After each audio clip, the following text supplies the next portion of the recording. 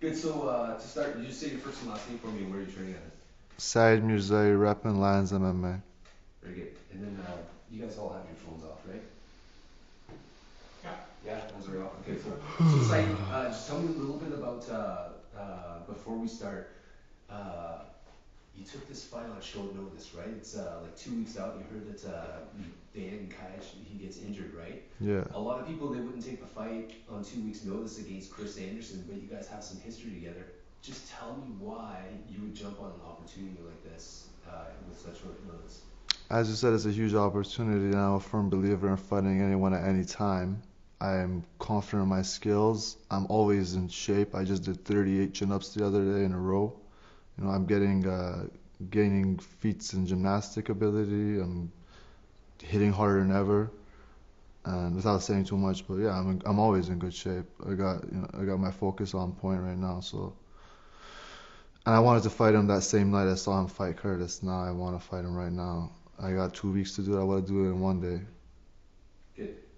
So just going back to like the two of you guys before, I'm not going to do the questions exactly, but you guys have some history together because you guys were supposed to fight each other at like a previous event in the past, and that fell through. You were supposed to fight again at another event, it fell through again. This is like your third time to Do this. yeah, for the two of you guys to get together. Tell me like how big is the buildup for the two of you guys just to come together finally after all those years of like going back and forth and stuff? It's huge for the fans. For me, it's just another fight. I shut out my emotions when I fight. I'm gonna meditate lots beforehand, and I go in there as a calm killer. Cool. Uh, so we'll go through some of the questions. Just you and you helped Curtis train for his fight probably against Chris Anderson.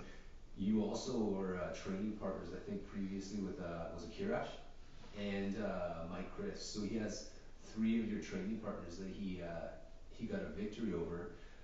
How big is that of a motivation for you going into this fight, besides whatever else you guys have together in your history? yeah, that's huge. I mean, the number one thing I'm focusing on is making my dreams come true, and this is a huge opportunity for me. If I win this fight, the UFC will be looking at me.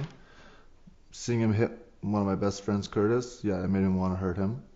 But that's not really the main reason why I'm taking this fight. It's not personal. It's a sport. And sure, my inner desire was unleashed a little bit after seeing him hit one of my best friends. But it's mainly for the huge opportunity that I get out of it. Very good.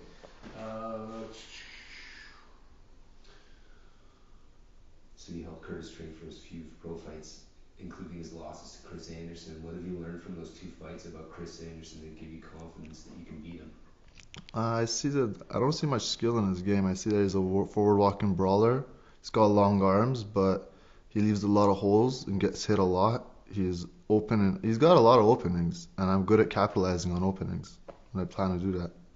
Uh, just for some of the people who don't understand like the history of you guys together, like some of them we're probably going to introduce like some of the videos that you guys had back and forth, but just describe how it started between the two of you guys. Did it start at the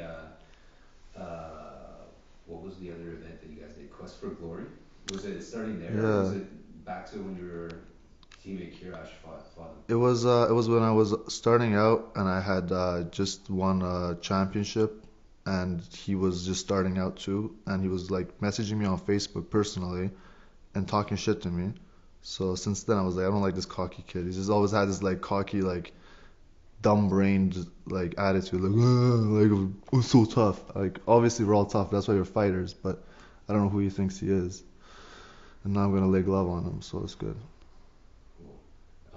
Let's assume that you beat Chris on Saturday night and walk away as the champion. Two of the top three possible contenders are training partners of yours. That's Curtis Perry and Leo Xavier.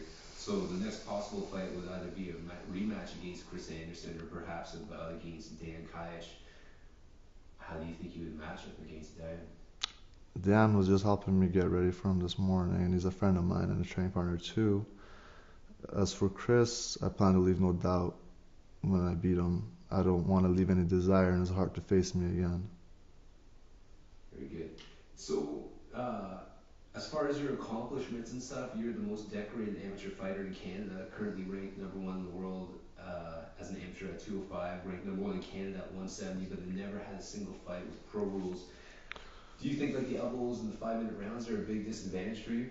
No, I got sharp elbows like blades too, and I gain momentum as the fight goes on. I always get. I mean, last time my last seven finishes, last seven fights have all been finishes in the first or second round, five in the first. But I always usually get close to finishing opponents within that 3 minute frame. So if I have 2 more minutes added to that, I can just pour more momentum on it. Why are you gonna beat him? Because I have all the skills that it requires. I have the chin, I have the heart, I have the guts, I have the experience. I'm a world champion, a legitimate world champion, and he's a local world champion. Good. Whoever walks away with the title, what do you foresee for either of you guys coming out of this fight?